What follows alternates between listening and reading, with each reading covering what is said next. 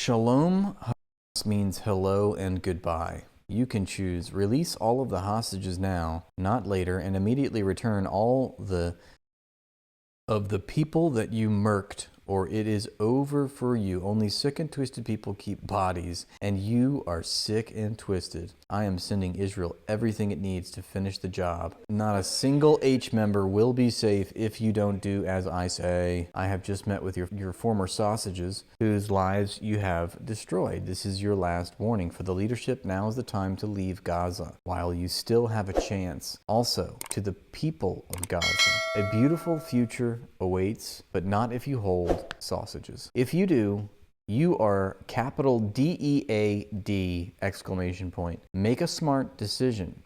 Release the hostages now, or there will be HE double hockey sticks to pay later. So to the people of Gaza, you are DEAD. I love how he says release the sausages now or there will be hell to pay later, as if these people have not already been experiencing hell for the past 16, 17 months now. I mean, I said that the same thing when he was talking about all hell will break loose. I'm like, all hell has broken loose. How is this anything worse than what they're already going through, you know? What are they gonna do? What could they possibly do to the people of Gaza that hasn't already been done to them? It's the same as with Yemen. In the 10 years previous to October 7th, they were being outright by the United States and you know, obviously at the hands of Saudi Arabia, but with U.S. weapons and U.S. fighter jets, and it's like they are openly calling for, like, that's what they're saying. That's the language of resistance. It's like, we've already experienced everything. What else can you throw at us? It's not. It seems to me that this is business as usual. Will carry on.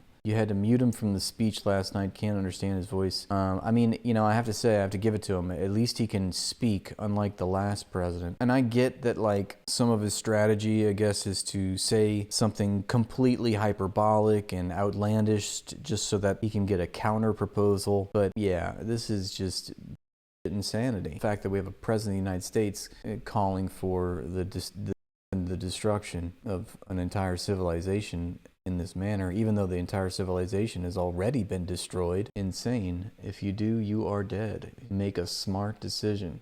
It's also just like, wow, you guys can't eradicate a third world armed resistance group fighting guerrilla warfare. Sounds a lot like another event in U.S. history I've heard about. Yeah, there's a sausage release agreement. You know, and that's the other thing, is they've supposedly worked out this ceasefire. The ceasefire is the premise by which will release the hostages, and what happens? You know, Israel continues to maim, continues to K-word. There's really no ceasefire. It's only nominally, symbolically said. Meanwhile, business as usual. There's no real meaningful difference. And if they really wanted the sausages so much, then they would stop Gaza. But it's not about that. If you know, within 24 hours of October 7th, if Netanyahu wanted hostages released, he could have gotten them. That was a year and a half ago. A lot of them have been.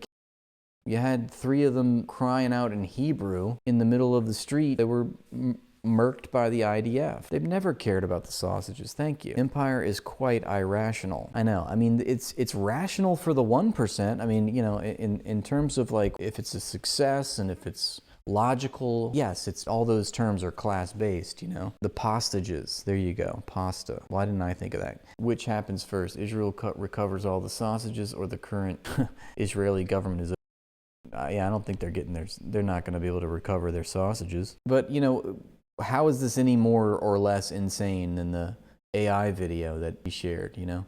You never know with Trump. It's just, he's going to do and say the thing that is going to incite the biggest response and reaction and the most outrage. That's kind of been his thing.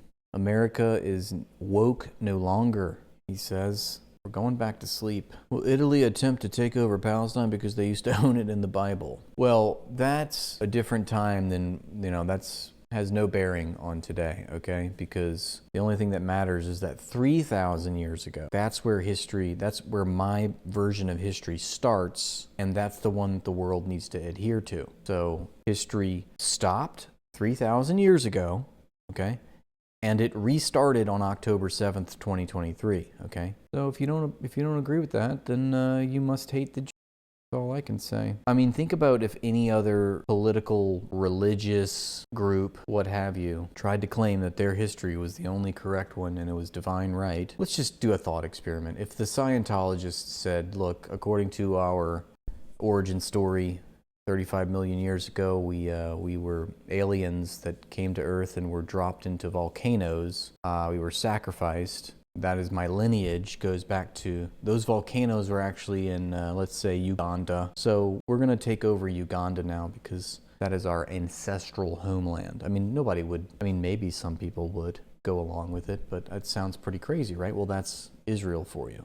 Well, and you know, Scientologists are very, very powerful, very wealthy. I mean, they got Tom Cruise, you know? Stop scrolling! Hey YouTube friends, if you like my content, please subscribe to my new backup page right here. It's in the link in the caption. Look at it, it's right there, see? Nixon ordered Cambodian genocide. Sent cruise missiles to Sudan, people died. Gave the orders to do drone strikes.